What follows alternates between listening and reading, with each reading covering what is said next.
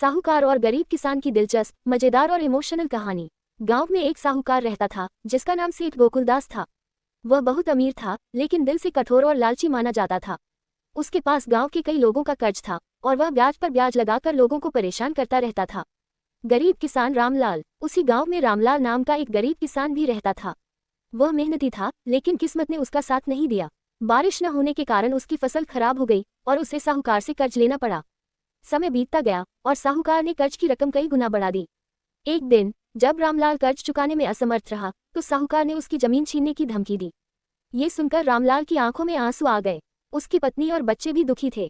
रामलाल ने साहूकार से कुछ समय की मोहलत मांगी, लेकिन गोकुलदास ने कहा, अगर तुम कर्ज नहीं चुका सकते तो एक शर्त है।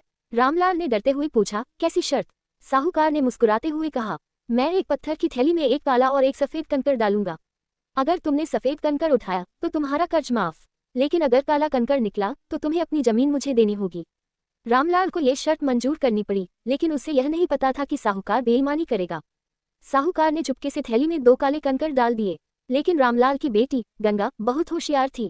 उसने ये देख लिया और एक योजना बनाई। जैसे ही उसके पिता ने थैली से कंकड़ निकालने के लिए हाथ डाला, गंगा ने झट से कंकड़ को जमीन पर गिरा दिया।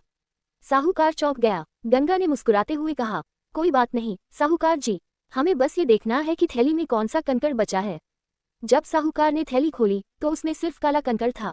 इसका मतलब था कि जो कंकड़ गिरा वह सफेद था। साहूकार के पास अब कोई चारा नहीं था। गांव के लोग भी गवाह थे और उसे मानना पड़ा कि रामलाल का कर्ज माफ हो गया। गांव वालों ने गंगा की चतुराई की तारीफ की और साहूकार को पहली बार अपनी गलती का एहसास हुआ। उसने आगे से किसी गरीब को परेशान न करने की कसम खाई। रामलाल की आंखों में खुशी के आंसू थे। उसकी बेटी ने उसकी मेहनत और इज्जत दोनों बचा ली थी। सीख, चतुराई और हिम्मत से किसी भी मुश्किल का हल निकाला जा सकता है। ईमानदारी और अच्छाई हमेशा जीतती है।